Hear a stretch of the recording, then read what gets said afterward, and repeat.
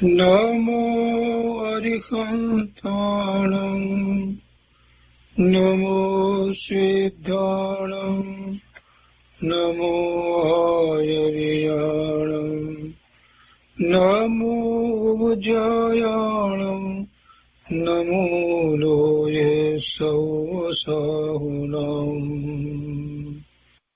અસપંચનમોકારો સર્વપાવપનાશનો મંગલાણં ચ સૌવર્તે પરમં અવૈમંગલम् અજ્ઞાનતિમિરંધાનાં જ્ઞાનાંજનશલાકયા ચક્ષુન્મીલિतं येन તસ્मै શ્રીગુરવે નમઃ મુખાદિવ્યાકુક્ષિરત્નં શબ્દજિતવર્યાત્મજં શ્રીરાજચन्द्रयहुं વन्दે તત્વલોચનદાયકम् પ્રભુતત્વલોચનદાયકम्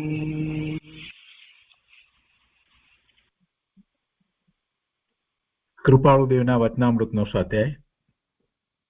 એમાં આપણે મોક્ષ માળાનો સ્વાધ્યાય કરી રહ્યા છીએ. શિક્ષા પાઠ 57 સુધી આપણે સ્વાધ્યાય કર્યો છે. હવે આજે આગળ શિક્ષા પાઠ 58 થી લઈએ છીએ. પુસ્તકમાં પાના નંબર 99 પર છેલ્લો પેરેગ્રાફ. શિક્ષા પાઠ 58 ધર્મના મતભેદ ભાગ પહેલો. ધર્મના મતભેદ ભાગ પહેલો. કૃપાળુદેવ લખે છે, આ જગતી તળ પર અનેક પ્રકારથી ધર્મના મત પડેલા છે. એટલે કે આ જગતમાં અનેક પ્રકારના ધર્મના મત ચાલી રહ્યા છે. તેવા મતભેદ અનાદિકાળથી છે. એ ન્યાય સિદ્ધ છે. પણ એ મતભેદો કંઈ કંઈ રૂપાંતર પામ્યા જાય છે. એ સંબંધી કેટલોક વિચાર કરીએ. મતભેદ તો ભગવાનના વખતમાં હતા, પણ ઓછા. સાક્ષાત તીર્થંકર ભગવાન કેવળી પરમાત્મા વિરાજતા હોય એ વખતે એ બધું ઓછું હોય, ઘણું ઓછું હોય, પણ છતાં હતું. એટલે એવો તો કોઈ કાળ નથી કે જ્યારે એકલો જૈન મત, અને એ પણ નિશ્ચયથી જેવું ભગવાને સ્વરૂપ કહ્યું છે એવું જ જૈનનું સ્વરૂપ એ વખતે પ્રવર્તતું હોય, બધા જ જૈન હોય, એવો તો કોઈ કાળ હોય નહીં. કેટલાક લોકો એ બીજા વિચારના હોય, એટલે ધર્મને બીજી રીતે માનતા હોય, એટલે એવા મતોવાળા હોય. કેટલાકથી આ જૈન દર્શનની કેટલીક વાત સમજમાં આવી હોય, એટલે પોતાનો આગવો મત શરૂ કરે, ધર્મ શરૂ કરે. એટલે આ બધું તો અનાદિથી ચાલ્યું આવે છે. પણ જ્યારે તીર્થંકર ભગવાન ન હોય, કેવળી પરમાત્મા ન હોય ને એવો જ્યારે કાળ હોય, ત્યારે પછી એ મતભેદ ઘણા હોય. અને મતભેદ ઘણા હોય એટલું જ નહીં, પણ મૂળ માર્ગ જે છે એમાં પણ સમજણમાં મતભેદ પડી જાય. અહીંયા કહે છે કે કેટલાક પરસ્પર મળતા અને કેટલાક પરસ્પર વિરુદ્ધ છે. આ મતભેદની વાત જે કરે છે ધર્મના મતની વાત છે. અનેક પ્રકારના ધર્મ મત એટલે અનેક પ્રકારના ધર્મો. તો કેટલાક પરસ્પર મળતા અને કેટલાક પરસ્પર વિરુદ્ધ છે. કેટલાક કેવળ નાસ્તિકના પાથરેલા પણ છે, ને કેટલાક સામાન્ય નીતિને ધર્મ કહે છે. કેટલાક જ્ઞાનને જ ધર્મ કહે છે, કેટલાક અજ્ઞાન એ ધર્મ કહે છે. કેટલાક ભક્તિને કહે છે, કેટલાક ક્રિયાને કહે છે, કેટલાક વિનયને કહે છે, અને કેટલાક શરીર સાચવવું એને ધર્મ મત કહે છે. એ ધર્મ મત સ્થાપકોએ એમ બોધ કર્યો જણાય છે કે અમે જે કહીએ છીએ તે સર્વજ્ઞ વાણી રૂપ અને સત્ય છે. અમે જે કહીએ છીએ એ સત્ય છે, બાકીના સઘળા મતો અસત્ય અને કુતર્કવાદી છે, એમ એ દરેક ધર્મના સ્થાપકો એમ કહે છે. પરસ્પર તેથી તે મતવાદીઓએ યોગ્ય કે અયોગ્ય ખંડન કર્યું છે. એટલે પોતાના મતને મનાવવો છે તો એનું મંડન કરવું છે, તો સાથે બીજાના મત છે, બીજા ધર્મ જે છે એનું ખંડન કર્યું છે. વેદાંતના ઉપદેશક આ જ બોધે છે, સાંખ્યનો પણ આ જ બોધ છે, બુદ્ધનો પણ આ જ બોધ છે, ન્યાય મતવાળાનો પણ આ જ બોધ છે, નૈયાયિકોનો આ બોધ છે, વૈશેષિકનો આ જ બોધ છે, શક્તિપંથીનો આ જ બોધ છે, વૈષ્ણવાદિકનો આ જ બોધ છે, ઇસ્લામીનો આ જ બોધ છે, અને ક્રાઇસ્ટનો આ જ બોધ છે કે અમારું કથન તમને સર્વ સિદ્ધિ આપશે. ત્યારે આપણે હવે શું વિચાર કરવો? બધા મત એમ જ કહે છે કે અમારો મત સત્ય છે ને એ પ્રમાણે તમે પ્રવર્તશો તો તમને સર્વ સિદ્ધિ પ્રાપ્ત થશે, તમે સુખી થશો. તો કૃપાળુદેવ કહે છે કે આ બધા આ રીતે જ કહે છે, તો આપણે હવે શું વિચાર કરવો? એમ વાદી પ્રતિવાદી બંને સાચા હોતા નથી. હવે જો સિદ્ધાંતની વાત સમજાવે છે, વાદી પ્રતિવાદી બંને સાચા હોતા નથી, તેમ બંને ખોટા હોતા નથી. બહુ તો વાદી કંઈક વધારે સાચો અને પ્રતિવાદી કંઈક ઓછો ખોટો હોય. અને પછી નવી આવૃત્તિ પ્રમાણે તો એમ પણ લીધું છે કે અથવા પ્રતિવાદી કંઈક વધારે સાચો અને વાદી કંઈક ઓછો ખોટો હોય. તો એ વાદી અને પ્રતિવાદીમાં કોઈક વધારે સાચું, કોઈક ઓછું સાચું, અથવા કોઈ ખોટું ઓછું, વધારે ખોટું, એ પ્રમાણે હોય. પણ કેવળ બંનેની વાત ખોટી હોવી ન જોઈએ,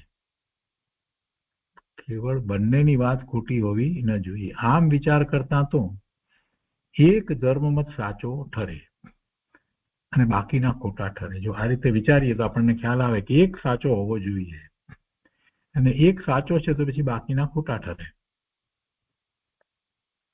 જિજ્ઞાસુ પૂછે છે કે એ એક આશ્ચર્યકારક વાત છે, સર્વને અસત્ય અને સર્વને સત્ય કેમ કહી શકાય? સર્વને અસત્ય અને સર્વને સત્ય કેમ કહી શકાય? જો સર્વને અસત્ય એમ કહીએ તો આપણે નાસ્તિક ઠરીએ અને ધર્મની સચ્ચાઈ જાય. આ તો નિશ્ચય છે કે ધર્મની સચ્ચાઈ છે, તેમ સૃષ્ટિ પર તેની આવશ્યકતા છે. ધર્મની સચ્ચાઈ છે અને ધર્મની સૃષ્ટિ પર આવશ્યકતા પણ છે. એટલે બધા મત જે છે એને અસત્ય કહીએ તો આપણે નાસ્તિક ઠરીએ અને ધર્મની સચ્ચાઈ રહે નહીં. પણ એવું તો નથી, જગતમાં ધર્મની સચ્ચાઈ છે, એવું તો નિશ્ચય છે, અને તેમ સૃષ્ટિ પર તેની આવશ્યકતા પણ છે.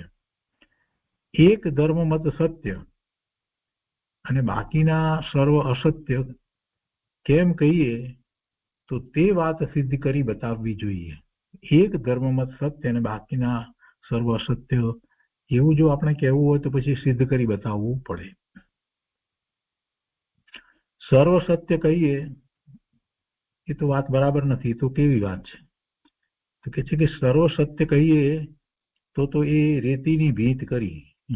રેતીની ભીત કોઈ દિવસ ઊભી રહે નહીં. દરિયાની રેતી હોય એની ભીત બનાવી કે એ ક્યારેય ઊભી રહે નહીં, એના જેવી વાત છે. સર્વ સત્ય કહીએ તો વાત રહી શકે છે એવી જ નથી.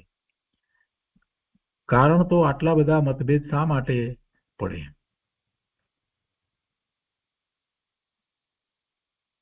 સર્વ એક જ પ્રકારના મતો સ્થાપવા શા માટે યત્ન ન કરે? એમ અન્યોના વિરોધાભાસ વિચારથી થોડી વાર અટકવું પડે છે. બે પ્રશ્ન મૂક્યા કે આ સર્વ સત્ય તો ન હોઈ શકે, એ તો વાત બરાબર લાગે છે, એ તો એમાં તો કોઈ દલીલ વધારે ઉભી રહે એવી છે નહીં.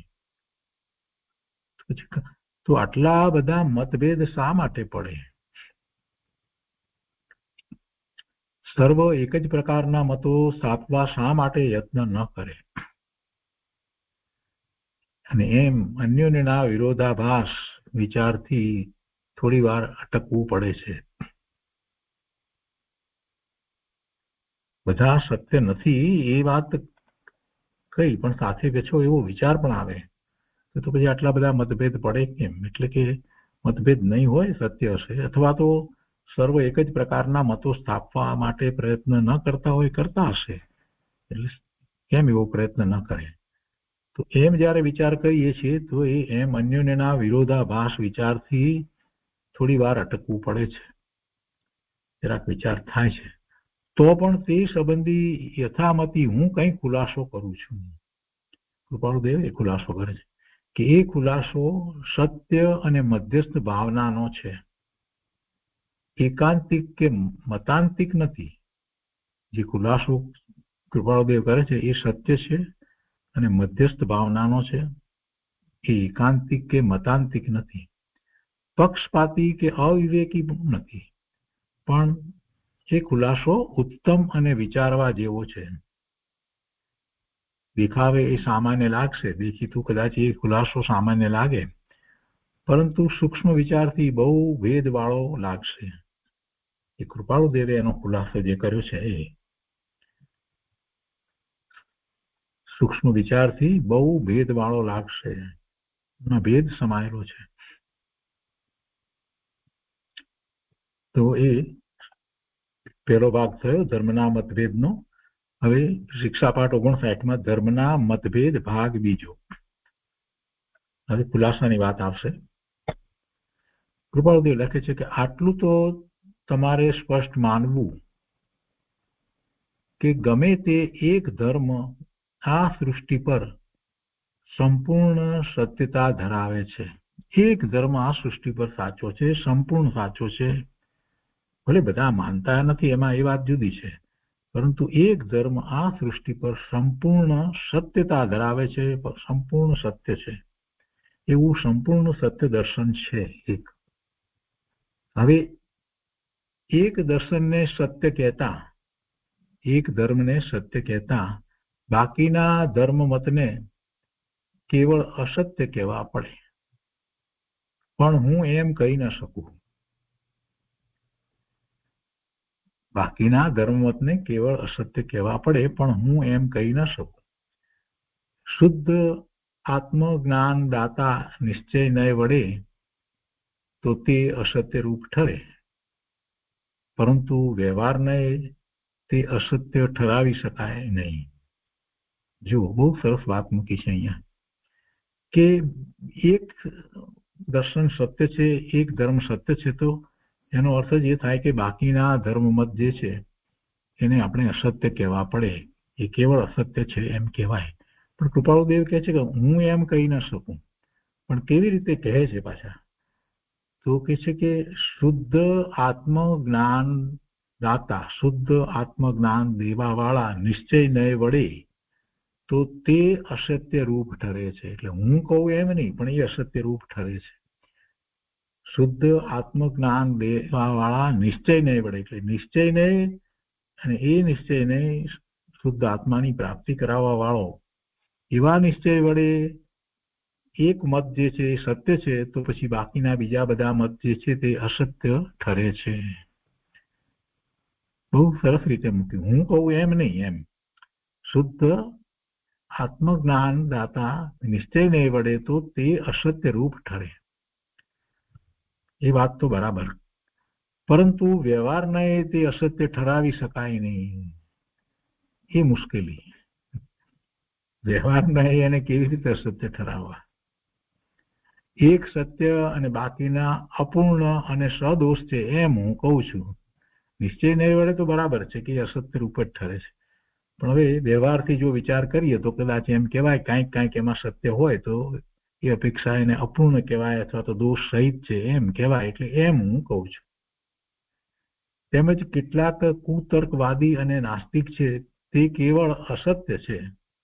સાથે સાથે એમ પણ કહું છું, કૃપાળુદેવ કહે છે કે કેટલાક એવા કુતર્કવાદી અને નાસ્તિક છે અને એ તો અસત્ય જ છે, કેવળ અસત્ય છે, એટલે કે અસત્ય જ છે.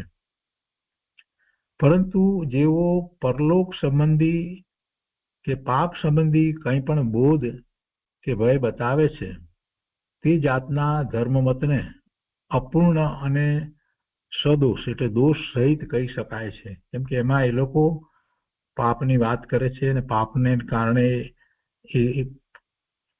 એમાં એવો ભય બતાવે છે કે ગતિ એવી ખરાબ થશે, દુઃખ પડશે વગેરે એવી બધી વાત પણ કરે છે. એવો બોધ એમાં આવ્યો છે. તો એ બીજા જે મત જે છે તો એને અપૂર્ણ અથવા તો દોષ સહિત છે એમ કહી શકાય. એક દર્શન જે નિર્દોષ અને પૂર્ણ કહેવાનું છે તેની વાત હમણાં એક બાજુએ રાખીએ છીએ. એની વાત હમણાં એક બાજુએ રાખીએ. જે દર્શન નિર્દોષ પૂર્ણ નિર્દોષ છે, પૂર્ણ છે, પૂર્ણ સત્ય છે, તો એની વાત હમણાં એક બાજુએ રાખીએ. અત્યારે જે રીતે ચર્ચા ચાલી રહી છે તો એને જ આગળ લંબાવે છે. કહે છે કૃપાળુદેવ કે હવે તમને શંકા થશે કે સદોષ અને અપૂર્ણ એવું કથન એના પ્રવર્તકે શા માટે બોધ્યું હશે. અહીંયા તર્ક દ્વારા કૃપાળુદેવે સમજાવ્યું ને કે નિશ્ચય નહીં વળે એ અસત્ય છે, છતાં પણ વ્યવહારથી એને એમ ન કહી શકાય કેમ કે કાંઈક એમાં સત્યના અંશ હશે, એટલે કાંઈક બાકીના, એટલે એમાંથી એ અપૂર્ણ અને સદોષ એમ એને કહી શકાય. અને એમાં પણ ખાસ કરીને જે કુતર્કવાદી નાસ્તિક છે એ તો અસત્ય છે જ, પણ બીજા કેટલાક છે એમાં કાંઈક અંશ હોય એવો એટલે અપૂર્ણ છે, સદોષ છે એમ કહી શકાય. ત્યારે પછી એમ જ્યારે વાત કરવામાં આવે જેમ કે એની અંદર પુણ્ય પાપની પણ કંઈક વાત આવતી હોય, એ બધું હોય એટલા માટે તો કે છે કે એવી વાત કરવામાં આવી તો આપણે એમ કહ્યું કે અપૂર્ણ અને સદોષ કયા. તો પ્રશ્ન થાય કે એ જે મત જેમણે રચ્યો, જેમણે એ સ્થાપના કરી, એને શું કહેવાય એવો અપૂર્ણ અને દોષ વાળો મત રચ્યો હોય? એવો ધર્મ શું કરવા અપૂર્ણ અને દોષ સહિત ધર્મ રચ્યો હોય? એવી આપણને શંકા થાય. એટલે કે છે કે હવે તમને શંકા થશે કે સદોષ અને અપૂર્ણ એવું કથન એના પ્રવર્તકે એટલે કે જેને એ સ્થાપ્યો ધર્મ, એ મત ચલાવ્યો, એને શા માટે એવું બોધ્યું હશે? તો તેનું સમાધાન થવું જોઈએ. નહીતર તો એ દલીલ કરે કે ભાઈ શુક્રા એ કઈ ખોટું શુક્રા કે એમ એવી દલીલ કરે ને એના પ્રવર્તક જે છે, તો એનું સમાધાન થવું જોઈએ. એનું સમાધાન ન થાય ત્યાં સુધી જીવને શું થાય કે એ મતમાં પણ કાંઈક સાચું છે એટલે એનો પણ આપણે અભ્યાસ કરીએ. અત્યારે વર્તમાનમાં હજી જેને એવા નિર્ણય નથી થયા ને કે જૈન દર્શન જે છે તે પૂર્ણ દર્શન છે, સત્ય દર્શન છે, એ પછી આ બધી વેદાંત વગેરેની વાતમાં પણ જાય છે અને એમાં પણ કંઈક સાચું કંઈક જાણવા મળશે એમ કરી અને એમાં આગળ વધે છે. એવું બધું થતું હોય છે. અહીંયા કહે છે કે તેનું સમાધાન થવું જોઈએ. એ ધર્મમત વાળાઓની જ્યાં સુધી બુદ્ધિની ગતિ પહોંચી ત્યાં સુધી તેમણે વિચાર કર્યા. એ ધર્મમત વાળાએ, એના સ્થાપકોએ જ્યાં સુધી એમની બુદ્ધિ પહોંચી ત્યાં સુધી એમણે એનો બધો વિચાર કર્યો. અનુમાન, તર્ક અને ઉપમા આદિક આધાર વડે તેઓને જે કથન સિદ્ધ જણાવ્યું તે પ્રત્યક્ષ રૂપે જાણે સિદ્ધ છે એવું તેમણે દર્શાવ્યું. એમને જે બરાબર લાગ્યું, સિદ્ધ જણાવ્યું કે આ બરાબર આમ જ છે એવું લાગ્યું એમને, એમની દ્રષ્ટિમાં, તો પછી એમણે એને સિદ્ધ કહી દીધું કે આમ જ છે, પ્રત્યક્ષ રૂપે જાણે સિદ્ધ છે એવું તેમણે દર્શાવ્યું. જે પક્ષ લીધો તેમાં મુખ્ય એકાંતિકવાદ લીધો. અનેકાંતવાદ ના લીધો એટલે કે અનેકાંત દ્વારા વસ્તુ સ્વરૂપને એ સમજ્યા નહીં અને પછી એનું નિરૂપણ પછી કેવી રીતે થાય, નિરૂપણ પણ એવી જ રીતે કર્યું હોય. અનેકાંત દ્વારા જૈન દર્શન સમજાવવામાં આવ્યું છે તો એનું નિરૂપણ સ્યાદવાદ દ્વારા કરવામાં આવે છે. કથનચિત કોઈ અપેક્ષાએ આમ છે એમ વાત બધી આવે, પણ આ લોકોએ એકાંત લીધું છે તો કે જે પક્ષ લીધો તેમાં મુખ્ય એકાંતિકવાદ લીધો, ભક્તિ, વિશ્વાસ, નીતિ, જ્ઞાન કે ક્રિયા એમાંના એક વિષયને વિશેષ વર્ણ દેવો. એથી બીજા માનવા યોગ્ય વિષયો તેમણે દૂષિત કરી દીધા. વળી જે વિષયો તેમણે વર્ણવ્યા તે સર્વ ભાવ ભેદે તેઓએ કંઈ જાણ્યા નહોતા. આ મહત્વની વાત તો છે. જેમણે જે વિષય વર્ણવ્યા તે સર્વ ભાવ ભેદે તેઓએ કંઈ જાણ્યા નહોતા. એવું તો કોણ જાણે? એવું તો સર્વજ્ઞ પરમાત્મા જાણે. તીર્થંકર પરમાત્મા કેવળી પરમાત્મા એ બધાને ભાવ ભેદે શુદ્ધ સ્પષ્ટ જાણે કે આ છે તે શુદ્ધ છે અને આ છે તે શુદ્ધ નથી.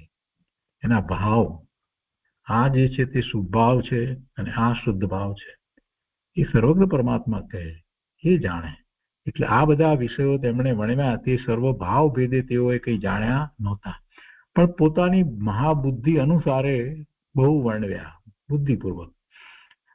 તાર્કિક સિદ્ધાંત, દ્રષ્ટાંત આદિથી સામાન્ય બુદ્ધિવાળા આગળ કે જડ ભરત એટલે બુદ્ધિ વગરના આગળ તેઓએ સિદ્ધ કરી બતાવ્યો. એમનો મત જે છે એને સાબિત કરી બતાવ્યો. જે ઓછી બુદ્ધિવાળા હતા એમ, સામાન્ય બુદ્ધિવાળા એટલે એમનાથી ઓછી બુદ્ધિવાળા, અને બીજા તો એવા બુદ્ધિ વગરના હતા, એમની આગળ સિદ્ધ કરી બતાવ્યું. પણ એમ કરવાથી કઈ મત સાચો થઈ જાય એમ તો બનતું નથી. વળી પણ કહે છે કે કીર્તિ, લોકહિત કે ભગવાન મનાવવાની આકાંક્ષા, ભગવાન મનાવવાની આકાંક્ષા એટલે જે એની સ્થાપના કરનાર છે ને એ પોતાને ભગવાન મનાવે બીજા પાસે, એવી આકાંક્ષા. એમાંની એકાદી પણ એમના મનની ભ્રમણા હોવાથી અતિ ઉગ્ર ઉદ્યમ આદિકથી તેઓ જય પામ્યા, એટલે સફળ થયા એ પોતાનો મત ફેલાવવામાં. કેટલાકે શૃંગાર અને લહેરી સાધનોથી મનુષ્યના મન હરણ કર્યા. દુનિયા મોહિનીમાં તો મૂળે ડૂબી પડી છે. દુનિયાના બધા જીવો એ મોહમાં તો પડ્યા છે, એટલે મોહિનીમાં તો મૂળે ડૂબી પડી છે દુનિયા. એટલે એ લહેરી દર્શનથી ગાડર રૂપે થઈને તેઓએ રાજી થઈ તેનું કહેવું માન્ય રાખ્યું. ગાડર રૂપે એટલે ઘેટાની જેમ. પેલાએ જે સમજાયું અને એને જે કઈ મત સ્થાપ્યો અને સમજણ આપી, અમારો મત તમને જે છે એ પૂર્ણ સુખનું કારણ થશે વગેરે વગેરે બધી વાતો કરી હશે, તો એ સામાન્ય બુદ્ધિવાળા જીવો અને જેનામાં બહુ જ ઓછી બુદ્ધિ હોય એવા જળભરત, એ આગળ બધી એમણે પાછી દલીલો દ્વારા એ સિદ્ધ કર્યું. પણ એમના અંતરમાં શું હતું? એમને કીર્તિ એવી પ્રાપ્ત કરવી હતી. કીર્તિ, લોકહિત, અને કે અમે જાણે લોકહિત કરવા માટે સમર્થ છીએ, એટલે પોતે ભગવાન છે એટલે બીજાઓ પોતાને એવું માન આપે, ભગવાન મનાવવાની એમની આકાંક્ષા પણ એમ હશે. એમાંની કાંઈક એકાદી પણ એમના મનની ભ્રમણા હોવાથી એમણે અતિ ઉગ્ર ઉદ્યમ આદિકથી એ કાર્ય કર્યું અને એમાં એ સફળ રહ્યા. એટલે કેટલાય લોકો એમને ફોલો કરવા વાળા થયા, એ એમના મતને, એમના ધર્મને અનુસરવા વાળા થયા.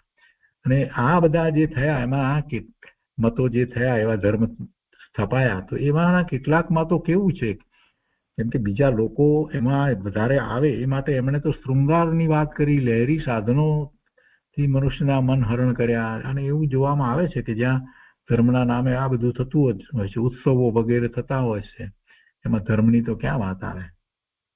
જોઈએ છીએ બધા મોટા ભાગના એવી બધી વાતો હોય છે, ભોગ ધરાવવાના એવી બધી વાતો હોય છે, શૃંગારની વાતો ને બધી. એટલે કેટલાકે શૃંગાર અને લહેરી સાધનોથી મનુષ્યના મન હરણ કર્યા.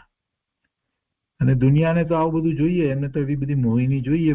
દુનિયાના જીવો, બધા જગતના જીવો એમાં મૂળે રહેલા જ છે, મિથ્યાત્વ સહિત મોહમાં પડ્યા છે. એટલે દુનિયા મોહિનીમાં તો મૂળે ડૂબી પડી છે. એટલે એ લહેરી દર્શનથી ઘેટાની જેમ ગાડર રૂપે થઈ અને તેઓએ રાજી થઈ તેનું કહેવું માન્ય રાખ્યું. ઘેટું હોય ને એમાં એક ઘેટું આગળ ચાલે, તેની પાછળ પાછળ બીજા ઘેટા ચાલ્યા કરે. દરેક ઘેટું માર્ગ જુએ નહીં, આગળનાની પાછળ જાય. એટલે જે કેટલાક લોકો એમાં ચાલ્યા તેની પાછળ પાછા બીજા કેટલાકોએ પણ એ ધર્મ અપનાવ્યો. વળી કહે છે કે કેટલાકે નીતિ તથા કંઈક કેટલાકે નીતિ તથા કંઈ વૈરાગ્ય આદિ ગુણ દેખી તે કથન માન્ય રાખ્યું. કંઈક એમાં વૈરાગ્ય દેખાયો કે નીતિ લાગી એટલે. અને પ્રવર્તકની બુદ્ધિ તેઓ કરતા વિશેષ હોવાથી તેને પછી ભગવાન રૂપ જ માની લીધા. આ બીજા બધા કરતા પ્રવર્તક જેને આ માર્ગ સ્થાપ્યો, એ પ્રવર્તાવ્યો, એ માર્ગને પ્રવર્તાવનારા હતા, એમણે ભગવાન રૂપ જ માની લીધા. એટલે બધા ધર્મની અંદર એવા પ્રવર્તક જે છે, સ્થાપના કરનાર, એ એમના ભગવાન. એવું જ ચાલ્યું આવે છે. કેટલાકે વૈરાગ્યથી ધર્મમત ફેલાવી પાછળથી કેટલાક સુખશીલિયા સાધનનો બોધ કોસી દીધો. વૈરાગની પહેલા વાત કરી, ધર્મ ફેલાવ્યો, ને પછી પાછા આવ્યા, પછી સુખરૂપ થાય, ગમે એવા બધા ને પણ સાધન તરીકે અંદર ઉમેરી દીધા. પોતાનો મત સ્થાપન કરવાની મહાન ભ્રમણાએ અને પોતાની અપૂર્ણતા ઇત્યાદિ ગમે તે કારણથી બીજાનું કહેલું પોતાને ન રૂચ્યું એટલે તેણે જુદો જ રાહ કાઢ્યો. આમ અનેક મતાંતરની જાળ થતી ગઈ. આમાં પાછા આવ્યા અને એમાંથી પાછા કેટલાકને એમ લાગ્યું કે એના કરતા આપણે કંઈક બરાબર બીજું કંઈક કરીએ, આ કંઈક, એટલે એમાંથી વળી બીજો મત નીકળ્યો હોય, ત્રીજો નીકળ્યો, એમ મતાંતરની જાળ થતી ગઈ. 4-5 પેઢી એકનો એક ધર્મ પાળ્યો એટલે પછી તે કુળ ધર્મ થઈ પડ્યો. એમ સ્થળે સ્થળે થતું ગયું. તો એ રીતે ધર્મ, અનેક પ્રકારના ધર્મો સ્થપાયા, એવા મતો સ્થપાયા. તો એ ધર્મ મતભેદ ભાગ બીજો પૂરો થયો. હવે અહીંયા આગળ શિક્ષા પાઠ 60 ની અંદર ધર્મના મતભેદ ભાગ ત્રીજો એ કહે છે. હવે કૃપાળુદેવ ધર્મના મતભેદ ભાગ ત્રીજો એમાં કહે છે કે જો એક દર્શન પૂર્ણ અને સત્ય ન હોય તો બીજા ધર્મ મતને અપૂર્ણ અને અસત્ય કોઈ પ્રમાણથી કહી શકાય નહીં. એક તો પૂર્ણ અને સત્ય હોય જ, એ હોય તો જ બીજાને આપણે અસત્ય કે અપૂર્ણ કહી શકીએ. તો એવું દર્શન હોવું જોઈએ. કહે છે કે એક દર્શન પૂર્ણ અને સત્ય ન હોય તો બીજા ધર્મમતને અપૂર્ણ અને અસત્ય કોઈ પ્રમાણથી કહી શકાય નહીં.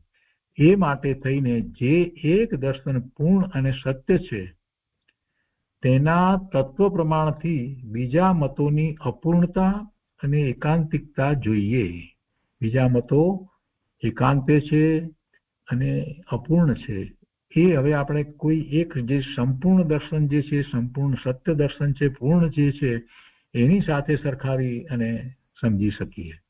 તો એ હવે જોવાનું છે. તો પહેલા તો એવું કયું દર્શન છે, એવું દર્શન છે એ શા માટે એવું દર્શન છે એનો નિર્ણય કરવો પડે. જૈન દર્શન એવું છે અને એની સાથે બીજાની સરખામણી કરીએ ત્યારે પછી ખબર પડે છે કે શું ખૂટે છે. અને પછી જૈન દર્શન એ પરમ સત્ય દર્શન શા માટે છે એ વાત પણ આપણે સમજવી જોઈએ ને.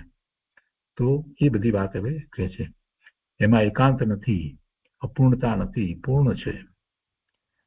કૃપાળુદેવ લખે છે કે એ બીજા ધર્મ મતોમાં તત્વજ્ઞાન સંબંધી યથાર્થ સૂક્ષ્મ વિચારો નથી. કેટલાક જગત કર્તાનો બોધ કરે છે પણ જગત કર્તા પ્રમાણ વડે સિદ્ધ થઈ શકતો નથી. આ પહેલી મોટી ભૂલ એ લોકોની જે છે. શું જગતનો કોઈ કર્તા છે, કોઈએ જગતની રચના કરી છે, પણ એવું જગતનું કર્તા પણ કોઈને માટે સિદ્ધ થઈ શકતું નથી. કોઈ એવો જગતનો કર્તા હોઈ શકે નહીં જેણે જગત બનાવ્યું હોય. એ જગત બનાવ્યું તે આની સામગ્રી ક્યાંથી લાવ્યો અને કેવી રીતે એને બનાવ્યું ને એને કોણે બનાવ્યો, આ બધી વાતના પ્રશ્નોના જવાબો મળતા નથી. એટલે એની વાત જે છે તે બધી ખોટી છે. જગત કરતા પ્રમાણ વડે સિદ્ધ થઈ શકતો નથી. કેટલાક જ્ઞાનથી મોક્ષ છે એમ કહે છે તે એકાંતિક છે. એ પણ એકાંતિક છે. જ્ઞાનથી મોક્ષ છે એમ કહે છે તે એકાંતિક છે. તેમજ ક્રિયાથી મોક્ષ છે એમ કહેનારા પણ એકાંતિક છે. જ્ઞાન ક્રિયા એ બંનેથી મોક્ષ કહેનારા તેના યથાર્થ સ્વરૂપને જાણતા નથી. અને એ બંનેના ભેદ શ્રેણીબંધ નથી કહી શક્યા, એ જ એમની સર્વજ્ઞતાની ખામી જણાઈ આવે છે. કઈ સંપૂર્ણ વાત, પૂરેપૂરી વાત એ કહી શક્યા નથી, એટલે ખ્યાલ આવે છે કે એ સર્વજ્ઞ નથી, એમની સર્વજ્ઞતા એમાંની ખામી દેખાય છે, એટલે સર્વજ્ઞતા છે જ નહીં. સતદેવ તત્વમાં કહેલા અષ્ટાદશ એટલે 18 દૂષણોથી એ ધર્મમત સ્થાપકો રહિત નહોતા, એટલે 18 દોષથી રહિત નહોતા એ ધર્મ સ્થાપકો. એમ એઓના ગૂંથેલા ચરિત્રો પરથી પણ તત્વની દ્રષ્ટિએ દેખાય છે. એમનું ચરિત્ર જોઈએ તો પણ આપણને ખ્યાલ આવે કે એમાં તો દોષ છે. એટલે 18 દોષ જે કહેવામાં આવ્યા છે, જે સતદેવ તત્વમાં, સતદેવ તત્વ જૈન તત્વ છે, એ સાચા દેવનું કહેલું તત્વ છે, એ સતદેવ તત્વ છે. તો એમાં કહેલા જે 18 દોષ, એ 18 દોષ એવા દૂષણથી પેલા અન્ય મતના ધર્મ મતના સ્થાપકો જે હતા એ એનાથી રહિત નહોતા, એમને એવા દોષ વગેરે હતા. એટલે એનો ખ્યાલ કેવી રીતે આવે છે કે એમનું ચારિત્ર જોઈએ આપણે તો એના ઉપરથી ખ્યાલ આવે કે એમના ચારિત્રની અંદર તો આપણને એવો દોષ દેખાય, પણ તત્વની દ્રષ્ટિએ દેખાય છે. એ નહોતા એમ એઓના ગૂંથેલા ચરિત્રો પરથી પણ તત્વની દ્રષ્ટિએ દેખાય છે. કેટલાક મતોમાં હિંસા, અબ્રહ્મચર્ય ઇત્યાદિ અપવિત્ર વિષયોનો બોધ છે, તે તો સહજમાં અપૂર્ણ અને સરાગીના સ્થાપેલા જોવામાં આવે છે. કોઈએ એમાં સર્વવ્યાપક મોક્ષ, કોઈએ કંઈ નહીં એ રૂપ મોક્ષ, કોઈએ એવું મોક્ષ કહ્યું કે સર્વવ્યાપક મોક્ષ, સર્વમાં વ્યાપી જાય એવો મોક્ષ કહ્યો. કોઈએ કંઈ નહીં એ રૂપ મોક્ષ, શૂન્યપણું.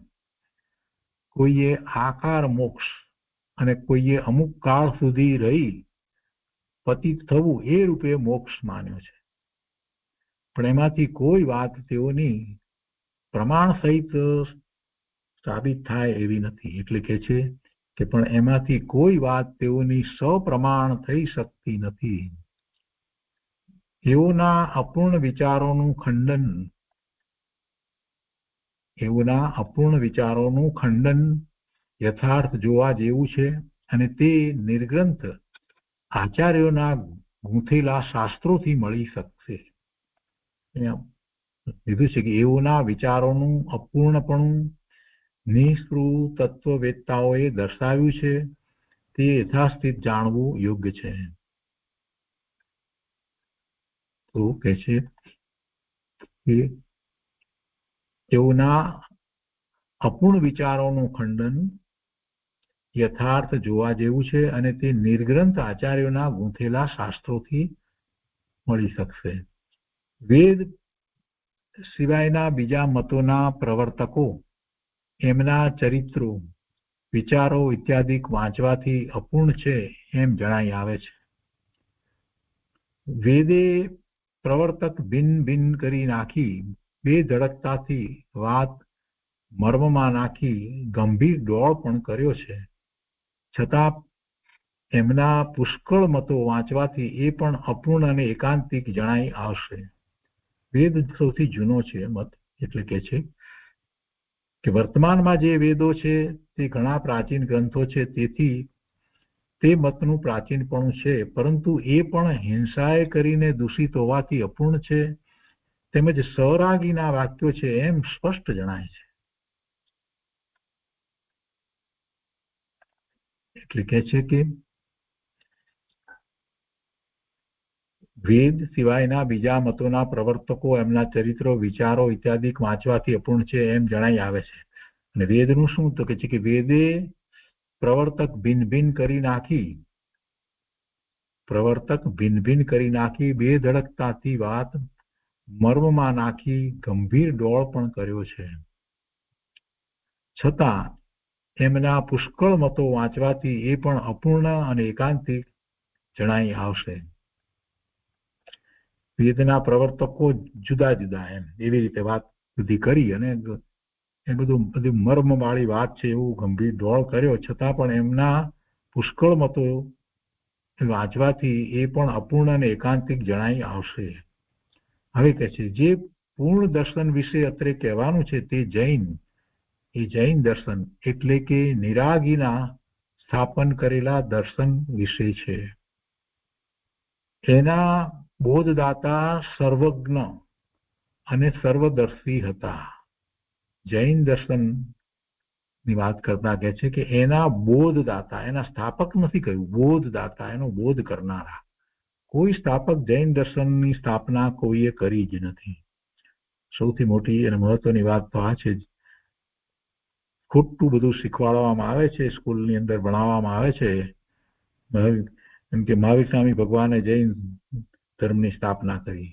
એ ખોટું. અને જૈનોમાં કેટલાકને હજી એમ જ છે કે ઋષભદેવ ભગવાનથી બધી જૈન ધર્મ ચાલ્યો આવે છે એમ. એ ખોટું. જૈન ધર્મની સ્થાપના કોઈએ કરી નથી. જૈન ધર્મ અનાદિનો છે, અનંત કાળથી છે. જૈન ધર્મ એ વસ્તુનું સ્વરૂપ છે. જો વસ્તુ છે એટલે જીવ છે, તો જીવની મલિન પર્યાય હોય તો શુદ્ધ પર્યાય પણ હોય. એટલે શુદ્ધ પર્યાય એટલે સિદ્ધની પર્યાય પણ છે. તો અનાદિથી સિદ્ધ પણ છે, અને અનાદિથી સિદ્ધ છે ને અનાદિથી સિદ્ધ થતા આવ્યા છે. એટલે એ જૈન દર્શન જે છે તે અનાદિનું છે. જૈન દર્શનની સ્થાપના કોઈએ કરી નથી.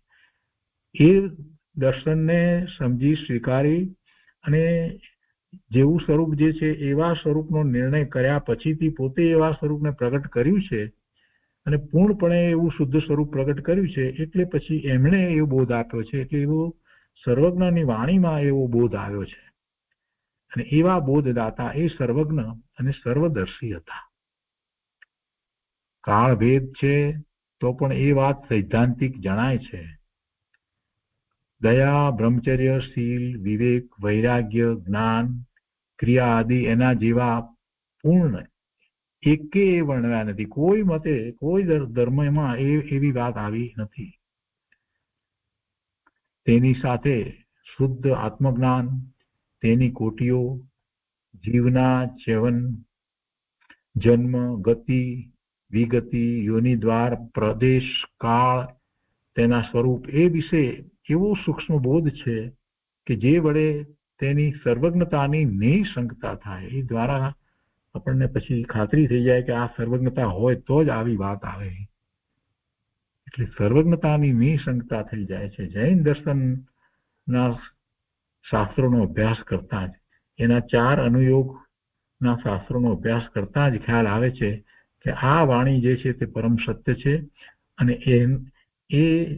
એ વાણી, એ જીનવાણી એ સર્વજ્ઞની જ વાણી હોઈ શકે. સર્વજ્ઞતા વિના આવી વાણી હોઈ શકે નહીં. એટલે સર્વજ્ઞતાની નિઃશંકતા થાય છે અને સર્વજ્ઞને પણ આપણે પછી માનતા થઈએ છીએ. કહે છે કે કાળ ભેદે પરંપરાથી કેવળ જ્ઞાન આદિ જ્ઞાનો જોવામાં નથી આવતા છતાં, એટલે વર્તમાનમાં ભરત ક્ષેત્રને વિશે અત્યારે કેવળ જ્ઞાન જોવામાં નથી આવતું. એટલે કોઈને કેવળ જ્ઞાન નથી. છતાં જે જીનેશ્વરના રહેલા સૈદ્ધાંતિક વચનો છે તે અખંડ છે. તેઓના કેટલાક સિદ્ધાંતો એવા સૂક્ષ્મ છે કે જે એક વિચારતા આખી જિંદગી વહી જાય તેવું છે. એટલું એમાં સૂક્ષ્મપણું છે. એવા શાસ્ત્રો છે બધાનો જેનો અભ્યાસ સૂક્ષ્મતાથી કરવામાં આવે તો આખી જિંદગી ચાલી જાય. 12 અંગનું તો જ્ઞાન તોય થાય નહીં. એક પૂર્વનું પણ પૂરું જ્ઞાન આખી જિંદગીમાં થઈ શકે નહીં. એટલો બધો વિસ્તાર છે. પણ મુખ્ય એવા એમાંથી પણ જે થયેલા જે શાસ્ત્રો જે છે એ બધા શાસ્ત્રોનો સટખંડ આગમની બધી એના ઉપરની બધી ટીકા જે લખાઈ જે છે તે ધવલા, જય ધવલા, માધવલ, એ ઘુમટસાર અને ઘુમટસારની ટીકાઓ અને સમયસાર ને એની ટીકાઓ ને બીજા દ્રવ્યાન યોગના બધા કેટલા બધા શાસ્ત્રો બધાનો એ બધાનો અભ્યાસ કરવા બેસીએ આખી જિંદગી વહી જાય. એટલું બધું છે. અને છતાંય એ એક પૂર્વનું પણ જ્ઞાન થતું નથી પૂરું. એટલે 14 પૂર્વનું કેટલું, અને એ 14મો પૂર્વની વાત તો 12મા અંગની અંદર આવે. તો બધું 12 અંગ ને 14 પૂર્વનું જ્ઞાન કેટલું છે, કેટલી સૂક્ષ્મતા છે, કે છે કે તેઓના કેટલાક સિદ્ધાંતો એવા સૂક્ષ્મ છે કે જે એક એક વિચારતા આખી જિંદગી વહી જાય તેવું છે. આગળ પર કેટલુંક એ સંબંધી કહેવાનું છે, એટલે પછી આગળ કૃપાળુદેવ વાત કરશે. અહીંયા કે છે આગળ કે જીનેશ્વરના કહેલા ધર્મ તત્વથી કોઈ પણ પ્રાણીને લેશ ખેદ ઉત્પન્ન થતો નથી. સૌથી મહત્વની વાત તો આ છે, બીજા ધર્મની અંદર આવી વાત નથી. જીનેશ્વરના કહેલા ધર્મ તત્વથી કોઈ પણ પ્રાણીને લેશ ખેદ ઉત્પન્ન થતો નથી. સર્વ આત્માની રક્ષા અને સર્વ આત્મશક્તિનો પ્રકાશ એમાં રહ્યો છે. એ ભેદો વાંચવાથી, સમજવાથી અને તે પર અતિ સૂક્ષ્મ વિચાર કરવાથી આત્મશક્તિ પ્રકાશ પામી જૈન દર્શનની સર્વજ્ઞતાની, સર્વોત્કૃષ્ટપણાની હા કહેવરાવે છે. એનો એવો અભ્યાસ કરવાથી અંદરમાંથી જે વાત આવી જાય છે કે આવું સર્વજ્ઞપણું હોય અને એવી સર્વજ્ઞની જ આ વાણી હોઈ શકે, એ સિવાય એ વાત બીજે હોય નહીં. એટલું જ નહીં, પણ એનો અભ્યાસ કરવાથી જીવને પોતાના સામર્થ્યનો ખ્યાલ આવે છે, પોતાની અંધ શક્તિનો ખ્યાલ આવે છે, અને પોતે એવો જેમણે સર્વજ્ઞતા પ્રગટ કરી છે, જેમને કેવળ જ્ઞાન થયું છે, એમના જેવો પોતે પણ છે અને એવું કરી શકે એવો છે. આ બધા નો ખ્યાલ આવી જાય છે. સર્વોત્કૃષ્ટપણું આ છે, જૈન દર્શનનું સર્વોત્કૃષ્ટપણું આવું છે. બહુ મનનથી સર્વ ધર્મમત જાણી પછી તુલના કરનારને આ કથન અવશ્ય સિદ્ધ થશે. જો બીજા મતની અંદર ક્યાંય એવી વાત નથી. એમના સ્થાપક એ જે છે એ પોતાની જાતને ભગવાન કેવડાવે કે પૈગંબર કેવડાવે કે જે કંઈ કેવડાવતા હોય તે ભગવાનનો પુત્ર કેવડાવે, પણ એમાં ક્યાંય એવું નથી કે તમે પણ મારા જેવા થઈ શકો, એવી જાતની તો ક્યાંય વાત નથી. એક જૈન દર્શન એવું છે કે જેની અંદર સર્વજ્ઞ પરમાત્મા એ એમની દિવ્ય ધ્વનિ દ્વારા પોતે સર્વજ્ઞ થયા છે, તો કઈ રીતે સર્વજ્ઞ થયા છે એનો આખો પૂર્ણ માર્ગ દર્શાવ્યો છે. એવું બીજા કોઈ મતની અંદર, બીજા કોઈ ધર્મમાં આવતું નથી. અને પોતા સમાન બધા જીવોને માન્યા છે. જીવ માત્રને સિદ્ધ સમાન શુદ્ધ પૂર્ણ પવિત્ર માન્યા છે. એટલું જ નહીં, પણ એવો પુરુષાર્થ કરવા માટે, એટલે પૂર્ણ દશાને પ્રાપ્ત કરવા માટે જીવ સક્ષમ છે એમ પણ કહ્યું છે, અને એનો માર્ગ પણ પાછો બતાવ્યો છે. આ બધું જૈન દર્શનમાં છે, બીજે ક્યાંય આવી વાત નથી. કે છે કે બહુ મનનથી સર્વ ધર્મમત જાણી પછી તુલના કરનારને આ કથન અવશ્ય સિદ્ધ થશે. સર્વોત્કૃષ્ટ જૈન દર્શન છે. એ સર્વજ્ઞ દર્શનના મૂળ તત્વો અને બીજા મતના મૂળ તત્વો વિશે અહીં વિશેષ કહી શકાય તેટલી જગ્યા નથી. એ તો બહુ મોટી વાત થાય, એટલે અહીંયા એ વાતને સમાવી છે. પણ આપણને એક વિચાર આપ્યો છે કે કઈ રીતે જૈન દર્શનમાં શું છે, કેવું છે. તો એ રીતે શિક્ષાપાઠ 60મો અહીંયા પૂરો થાય છે. અને એ ત્રણ ભાગ આપણે ધર્મના મતભેદના પહેલો ભાગ, બીજો ભાગ અને ત્રીજો ભાગ એ આપણે એ રીતે કર્યા. તો આજનો સ્વાધ્યાય આપણે અહીંયા સુધી રાખીએ છીએ.